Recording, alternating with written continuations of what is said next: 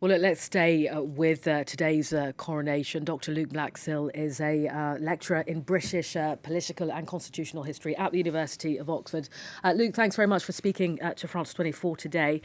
You will have heard our correspondent, perhaps, there talking about this ceremony being a very inclusive one, whether, you want to look at the multi-faith aspect or the fact that women bishops took part in this for the first time. Is this a sign that King Charles can propel the monarchy forward, in your view? Yes, I think it is. I mean, he has a very great challenge. He's following in the footsteps of, well, one of the greatest monarchs and certainly arguably the greatest constitutional monarch that Britain has had. He comes to the throne at the age of 74 years. He's had a life with quite a lot of scandal. He has quite a few detractors. He also has some fairly outspoken political views on the environment. But I think above anything else, we're being asked to buy into a rehabilitation story. Charles has gone through difficulties, so has Camilla, but they're looking forwards to the future. They are not a starry-eyed young couple being crowned together. They're serious people, but that befits serious times.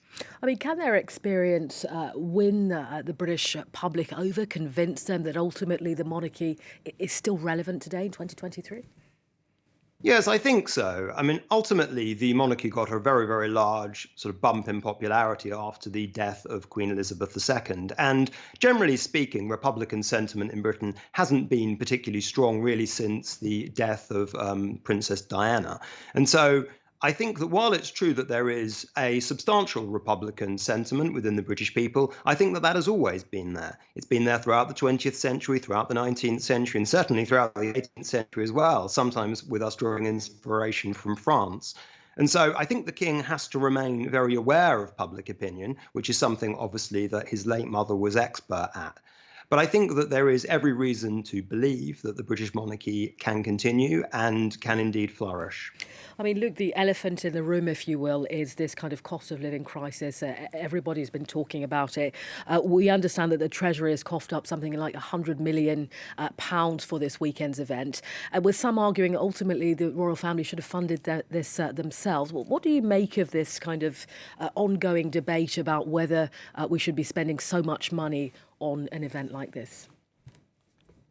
I think that there are always discussions about royal finances. I mean, obviously, the monarchy's income is rather enmeshed in ancient estates, and there's a question of whether it belongs to the family or whether it belongs to the people.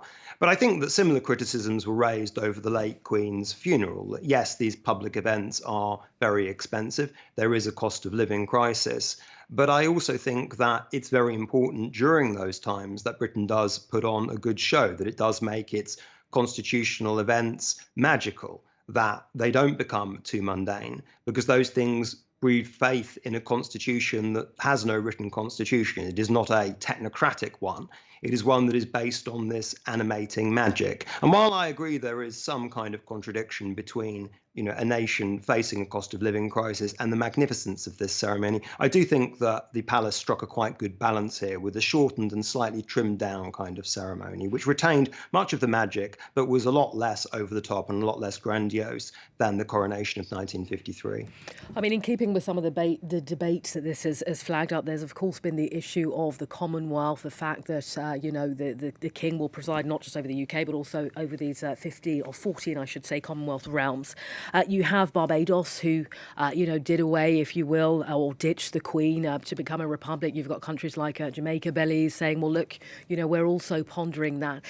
Is that harmful to the monarchy in your view, or is this something that's essentially not that significant? I think that it's always expected that there will be debate within those 14 Commonwealth countries where the king is the head of state. Obviously, Australia had a very high-profile referendum on the British monarchy around 20 years ago, which was only won by the pro-monarchists by a very small margin. Barbados, of course, did away with the crown without a referendum, which could well easily, perhaps indeed, have been won by the pro-monarchy side. Jamaica is talking about having a referendum, but at least then the people will decide.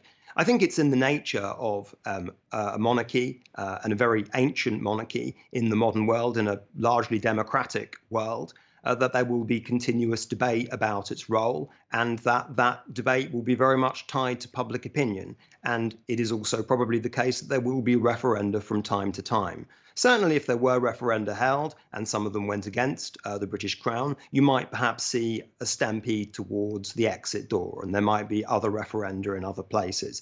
But for the time being, I don't think monarchists should be too concerned by politicians in various Commonwealth countries like Jamaica talking about referenda. All right, Dr. Luke Blaxill of the University of Oxford. Thanks for sharing your thoughts with us today on France 24.